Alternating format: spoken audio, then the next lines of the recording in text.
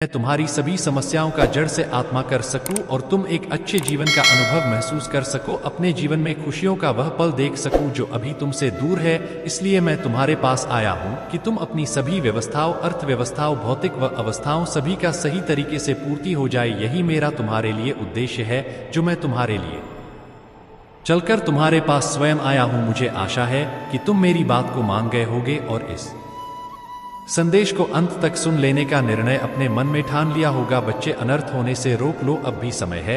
यदि तुम अब समझ जाते हो तो तुम्हारे लिए बहुत ही अच्छा है, और यदि नहीं समझते हो तो वह फिर तुम ही जानो। मैं कुछ नहीं जानता, अभी समय है। समझ जाओगे तो तुम्हारा ही भला होगा, अन्यथा मैं भी तुम्हारा साथ नहीं दूंगा, क्योंकि जब परिस्थिति अनुकूल हो जाएगी और मेरे बस नहीं रहेगी तब तुम मुझे कोई बात बताओगे या कुछ बताओगे तो मैं वह कर पाने में सक्षम नहीं हो पाऊंगा। इसलिए मैं अभी तुमसे कहता हूं कि उसे अनर्थपूर्ण को जो तुम करने जा रहे हो और तुम्हारे सगे संबंधित, तुम्हारे परिवार वाले कुछ करने जा रहे हैं, उन चीजों को रोकने का प्रयास करो। कौन अनर्थ कर रहा है? तुम्हारे घर का कोई सदस्य। इस चीज से पूरी जानकारी के लिए इस संदेश को पूरा सुने। मेरे बच्चे, इस संदेश में आगे बढ़ने से पहले तुम्हारे प्रभु भोलेनाथ जी की एक छोटी सी प्रार्थना है।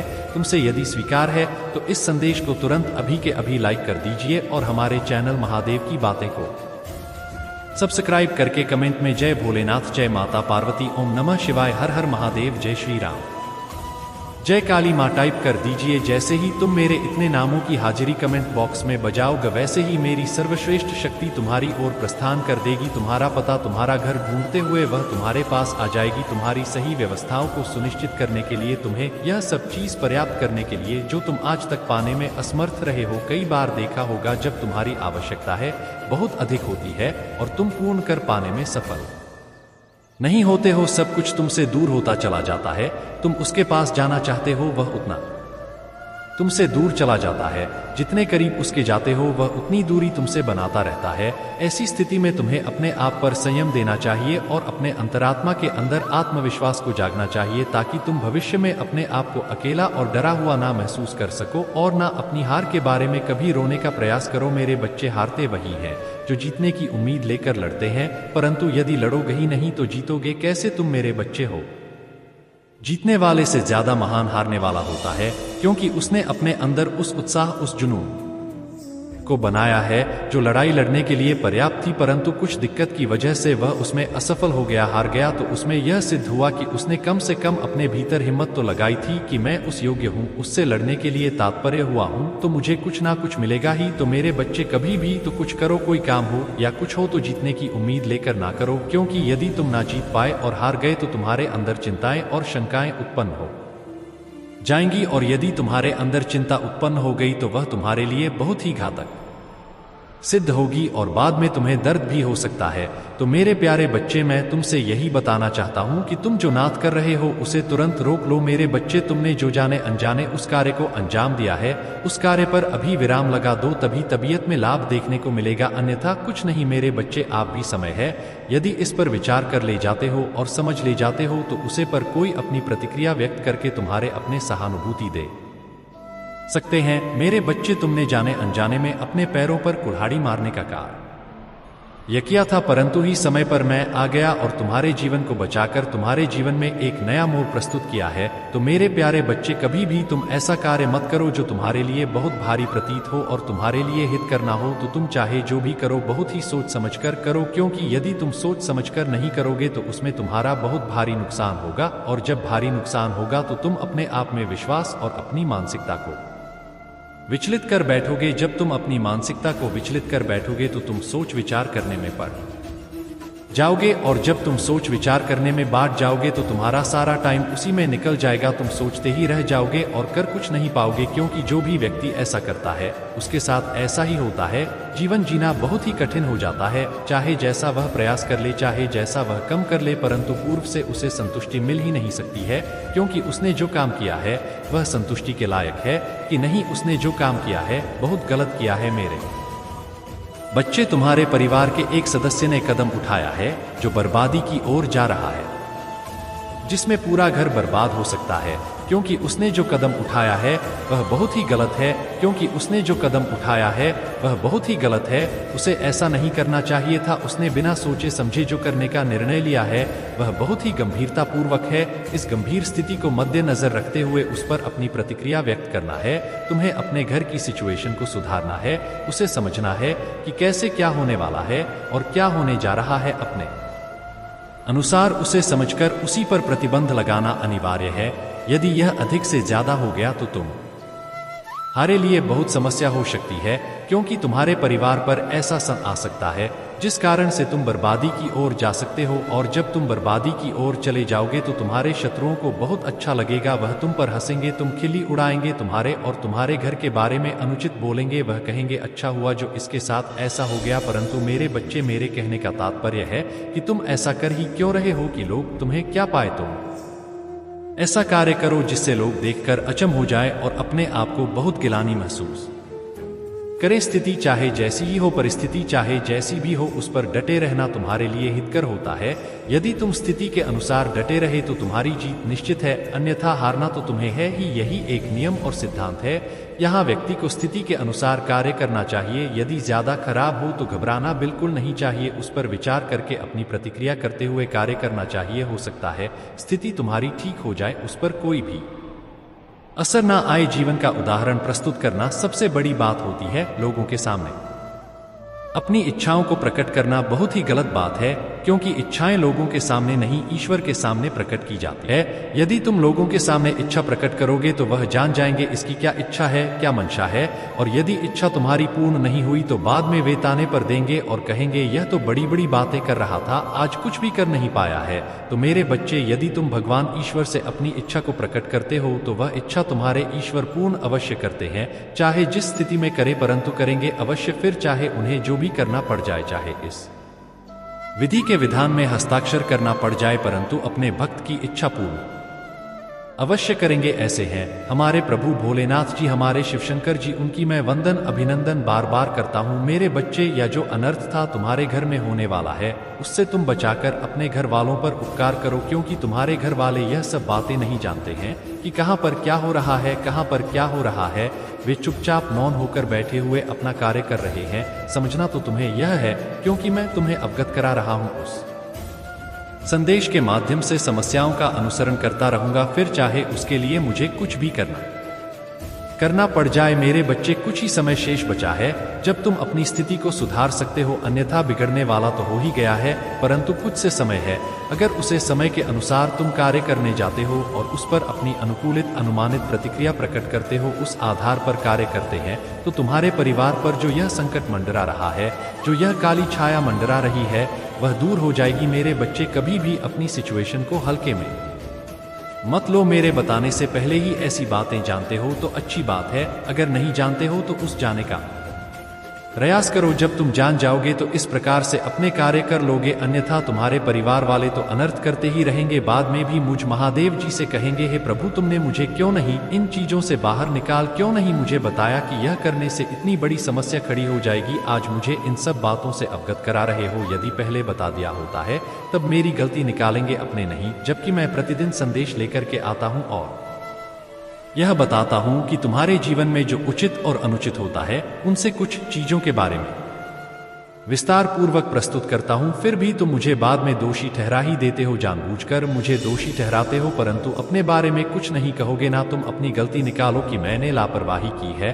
मैंने प्रभु के संदेश को इग्नोर किया, नहीं तो मैं पहले ही जान जाता तो आज मुझे यह दिक्कतें देखने को ना मिलती। आज मुझे उस मुकाम पर खड़े होकर गिड़गिड़ाना और प्यार की भीख मांगनी ना पड़ती। मेरे बच्चे, अगर तू आज मेरे इस संदेश को छोड़ देते तो तुम अपने घर में अनंत होने से बिल्कुल भी नहीं रोक पाते, क्योंकि धीरे धीरे समय निकलता जा रहा था और यदि समय निकल जाता तो तुम्हारा बना बनाया काम बिगड़ जाता और तुम फिर उसमें कुछ ना कर पाते। इसलिए मैं समस्या को गंभीर होने से पूर्व ही तुम्हें अवगत करा देता हूँ। समस्या चाहे छोटा हो या बड़ी, मैं तुम्हें तत्काल उससे अवगत कराता हूँ, पर मेरा जो संदेश सुनता है वही यह सब जान सकता है। आज मैंने जो भी तुम्हें बताने का प्रयास किया है उसमें तुम्हारे लिए कर ही है।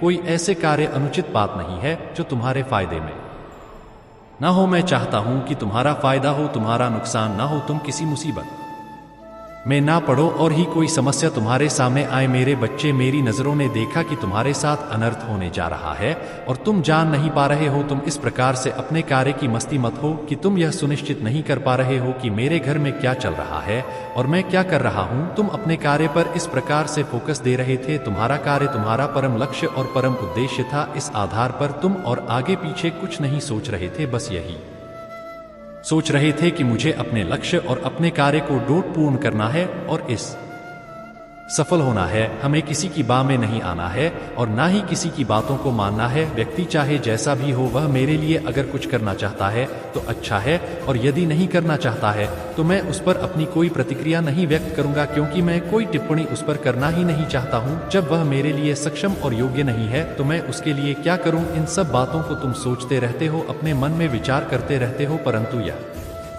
विचार तुम्हारा निष्काम है। अपने मन में विचार ऐसे लाने चाहिए जो पॉजिटिव हो। नेगेटिव विचार लाने से कोई मतलब नहीं है, लेकिन नेगेटिव सोचने वाले लोग कभी सफल नहीं होते हैं और नहीं अपनी समस्या को दूर करवाते हैं। यह इस प्रकार से नेगेटिव समझते हैं कि अपने कार्य को बनाने की वजह बिगाड़ लेते हैं, परंतु जो पॉजिटिव सोचते हैं उन्हें कुछ बताने की आवश्यकता नहीं है। उनकी सोच में इतनी शक्ति होती है, इतनी टिविटी होती है कि वह कोई भी कार्य बड़ी ही सरलता से कर लेते हैं, चाहे उनके पास कोई समस्या आए, चाहे उनके पास कोई दुख है, चाहे उन्हें पैसों से समस्या हो, चाहे उन्हें नात रिश्तेदार से समस्या हो। हर परिस्थिति में होते हुए यह समझदारी का परिचय देते हुए अपने कार्य को बड़ी ही सरलता से पूर्ण कर लेते हैं। उन्हें किसी के सहारे की आवश्यकता नहीं होती है, वह अपने आप में एक सहारा होते हैं। जीवन की मूल अवधारणा को प्रस्तुत करते हैं। यही एक जीवन जीने का मूल्य लक्ष्य है और मनुष्य की एक सबसे बड़ी महत्वाकांक्षा है। हर व्यक्ति को ऐसा ही करना चाहिए। अपने से विपरीत सोचने वाले को अपने से दूर ही रखना चाहिए, उसके करीब नहीं जाना चाहिए, क्योंकि उसकी विपरीत सोच तुम्हें बर्बाद कर देगी, तुम्हें ऐसा सोचने पर मजबूर कर देगी जो तुमने आज तक कभी सोचा नहीं होगा। और यदि तुम उनकी बातों में आ गए और उन्हीं के बताए का कार्य को करने में लगे तो तुम्हारा जीवनतः साहस होने से कोई नहीं रोक सकता है। मैं तो तुम्हारे भले के लिए ही सभी चीज बताता रहता हूँ, चाहे वह छोटी हो, चाहे वह बड़ी हो, चाहे वह अनुकूलित हो, चाहे वह प्रतिकूल हो। मेरे बच्चे, तुम्हारे प्रभु तुम्हारी ही चिंताओं को अपने साथ लेकर जीवन का निर्वाह करते रहते हैं और अपने भक्तों की सभी समस्याओं को देखकर उन्हें अपनी निगरानी में रखते हैं। उन्हें संकेत देते कि कल क्या करना चाहिए, कितनी टाइम एक्टिव रहना है और कितने टाइम अपने आप को एक विचारधारा की ओर प्रस्तुत करनी है। इन सब चीजों को यह देखते हुए तुम्हारे जीवन का एक अहम लक्ष्य, अहम भूमिका को प्रस्तुत करते हैं। मेरे बच्चे, अगर तुम आज मेरे बताए गए बातों को समझ गए होंगे तो तुम भी अभी समझ गए होंगे कि प्रभु महादेव जी ने जो आज लिए किया है वह कितना सर्वश्रेष्ठ है, वह कितना मेरे लिए लाभकारी है। मेरे बच्चे, मैं किसी को ही दर्शन नहीं देता हूँ और ही उनकी आवश्यकताओं को इतनी जल्दी पूरा करता हूं। मैं बात बात में सभी को अनुशासित करता रहता, परंतु दर्शन या उनके पास उपस्थित नहीं होता है।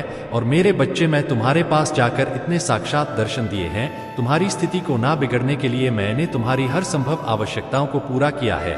आज मैं इस संकट से तुम्हें बता रहा हूँ। यदि तुम आज अपने आप और अपने परिवार में सुधार ना लेते तो इस अनहोनी को रोक लेना। बातें, यह अनहोनी तुम्हारे साथ होकर ही रहती, क्योंकि आज के टाइम पर यदि तुम समय से पहले किसी कार्य को नहीं कर पाते हो और विलंब कर देते हो तो उसका परिणाम कुछ और ही होता है, और ऐसा परिणाम होता है जो भयानक विकसित हो सकता है। इसीलिए मेरी बात को मानो और अपने मार्ग को सही तरीके से चलने का प्रयास करो, उस पर विचार विमर्श करो। कभी यदि तुम सहूलियत करते हो तो तुम्हें इसका परिणाम भोगना तो ही पड़ेगा, क्योंकि जब मैं तुम्हें बता रहा हूँ, अवगत करा रहा, तब तुम्हारी समझ में नहीं आ रहा है।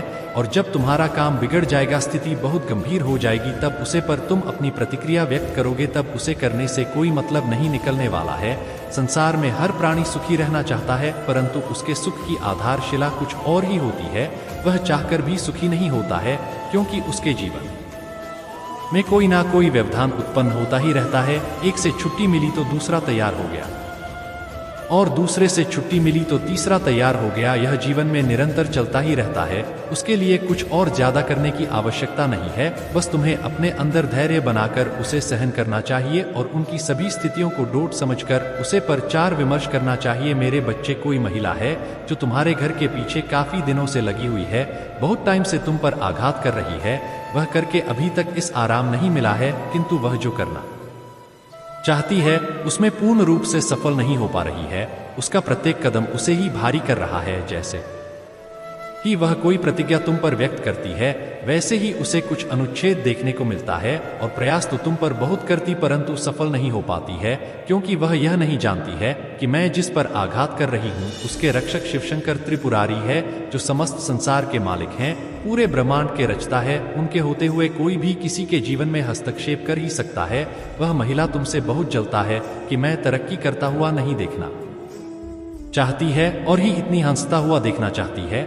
वह तो यह चाहती है कि तुम कटोरा लेकर भी मांगो और वह तुम्हें देखे, उसके चेहरे पर हंसी आए, परंतु यह कैसे संभव है कि किसी के चले और सोने से कुछ हो जाए? ऐसा बिल्कुल भी नहीं है। जो परमात्मा ईश्वर करते हैं वही होगा, उससे कहीं ज्यादा कुछ नहीं होगा। चाहे जितना प्रयास कर लो, सारे प्रयास तुम्हारी सफल हो जाएंगे, सारी इच्छाएं तुम्हारी नष्ट हो जाएंगे। तो चाहे जो भी सोच लो, चाहे जो भी कर दो, सब कुछ जहां के कहां रहने वाला है, उसमें कोई परिवर्तन और बदलाव नहीं लाने वाला है, क्योंकि सारी स्थिति को अपने बस में करने वाले मेरे प्रभु हैं, जो उसे पर बैठे हुए हैं। उस चीज को रोक करके जिसके आधार पर यह सब आज हो रहा है, तुम्हारे जीवन की आवश्यकता को मैं पूरा कर सकता हूं। मेरे बच्चे, बार बार किसी चीज को सोने से, उस पर विचार करने से मानसिकता पर असर पड़ता है। यदि तुम इतना विचार करोगे तो तुम्हारी मानसिकता इस तरीके से हो जाएगी जैसे कि तुम अपने अंदर विचार करते हो। तुम ऐसे विचार करते हो जो तुम्हारे लिए उचित नहीं, अनुचित सिद्ध होते हैं। परंतु जब तुम अपने प्रभु का नाम लेकर स्मरण करके कोई विकार करते हो तो वह तुम्हारा निर्विघ्न पूर्ण होता है। तुम्हें मेरी बात को अपने हृदय में बसाकर कोई भी कार्य करना चाहिए। मेरे बच्चे, यदि तुम्हें अपने प्रभु शिवशंकर की महिमा पर और दयालुता पर भी विश्वास है तो कमेंट बॉक्स में हाथ टाइप करें कि मेरे प्रभु आज मेरे साथ एक ऐसे अनर्थ होने से बचाया है जो मेरे जीवन का गुप्त रहस्य था। मैं वह बिल्कुल भी नहीं जानता था, परंतु मेरे प्रभु महादेव जी ने उसे वक्त रहस्य को निकालकर मेरे सामने उजागर किया है। तब जाकर मैं समझ पाया हूं कि मेरे प्रभु ने मेरे लिए इतना कुछ नहीं किया है। अभी आज जिस प्रकार से मेरे जीवन की सभी खेती वीडियो को मेरे सामने प्रस्तुत किया है, वैसा करना किसी के बस की बात नहीं है, क्योंकि आज के टाइम पर कोई किसी के लिए कुछ करने वाला नहीं है। करता है तो सिवाय परमात्मा, वह चाहे जो भी करे तो वह तुम्हारे लिए सही सिद्ध होगा। परंतु यही कार्य है, तुम्हारा कोई मित्र करे, दोस्त करें तो उसमें तुम्हें बहुत करना है, को देखना पड़ सकता है। हो सकता है वीजा दिखाने का प्रयास करें और तुम्हें ध्वस्त कर दे। मेरे प्रभु जी ने आज मुझ पर जो उपकार किया है, मुझ पर जो एहसान किया है, मैं उनके इस एहसान को कभी भी नहीं भूल सकता है। मैं अपने प्रभु जी का चरण स्पर्श करके वर्णन और अभिनंदन करना चाहता हूं, परंतु आज मैं यह शपथ लेता हूं कि अपने प्रभु भोलेनाथ जी को कभी भी मैं अपने आप से अलग नहीं होने दूंगा, चाहे जो भी मुझे भड़काने का प्रयास करें। मेरे प्रिय बच्चे, जिस तरह उसने तुम्हारी स्थिति का, तुम्हारी परेशानियों का मजाक उड़ाया था, उसी तरह इसी प्रकार उससे भी एहसास होगा जब उसका मजाक उसने तुम्हारे साथ बहुत गलत किया है और उसे अपने की सजा भोगना ही होगा। मैं जानता हूं तुम शांत और सरल खुले दिल के इंसान ने हो, तुम दिव्य और पुण्य आत्मा हो, सबका भला ही चाहने वाले हो, किंतु किसी से शत्रुता नहीं चाहते, सबके साथ मिलजुल कर प्रेम से रहना चाहते हो। किंतु मेरे प्रियो, सब तुम्हारे जैसे नहीं रहते। तुम्हारी सफलता से, तुम्हारी खुशियों से कई लोग को बहुत ज्यादा दिक्कत होती है। संसार लालच, लोभ, मोह, क्रोध, घृणा और ईर्ष्या से ग्रस्त है। तुम्हारे जैसा हृदय सबके पास नहीं है, जो दूसरों की खुशी में भी खुश हो जाता है, दूसरों के गम में दुखी हो जाता है। इसीलिए तुम्हें हर क्षण तुम्हें अपनी दृष्टि में ही रखती हूँ। मैं तुमसे बहुत प्रेम करती हूँ। क्या तुम मुझसे प्रेम करते हो तो सच्चे मन से अपना नाम लिखो। मैं जानती हूं तुम्हारे परिवार में कुछ उत्तर हुआ है। बाहर के किसी व्यक्ति के कारण तुम्हारे परिवार में सुख शांति में कमी आ रही है। तुम्हारे घर में ठीक एक ऐसा व्यक्ति है जिसे अपनों से ज्यादा दूसरों के बातों पर भरोसा होता है। इस एक व्यक्ति के कारण तुम्हारे पूरे परिवार में अशांति बनी रहती है। मैं जानती हूं वह दिल के बुरे नहीं है, किंतु बाहर के लोग तुम्हारे घर में लड़ाई झगड़ा कराना चाहते हैं। मेरे बच्चे, यह सत्य है कि जब परिवार में क्लेश हो तो व्यक्ति मानसिक रूप से प्रवाहित होता है, अधिक क्रोध आता है, किसी का कार्य में मन नहीं लगता, सब कुछ अस्त व्यस्त हो जाता है।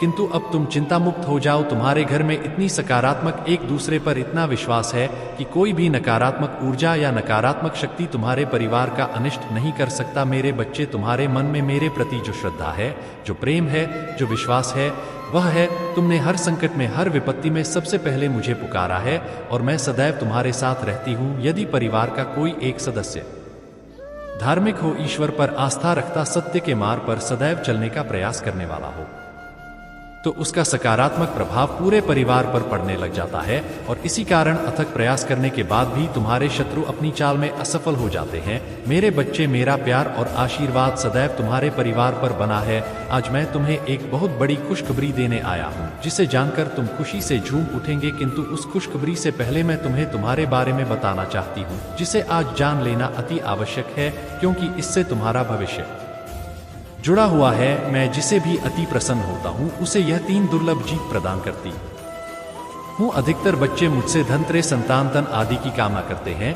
किंतु कुछ ऐसे खास बच्चे भी हैं जो ईश्वर से यानी कि इसे अनोखे चीजों की कामना करते हैं। तुम्हें अपनी ऐसी योग्य संतानों को 3 अति दुर्लभ चीज प्रदान करती हूँ, जो इस प्रकार है। पहली दुर्लभ चीज सच्ची भक्ति, भक्ति में खो जाना। दूसरा दुर्लभ चीज व्यक्ति के मन, वैज्ञानिक आविष्कार, किसी रचना, धार्मिक वेदों, सब्सक्राइब ना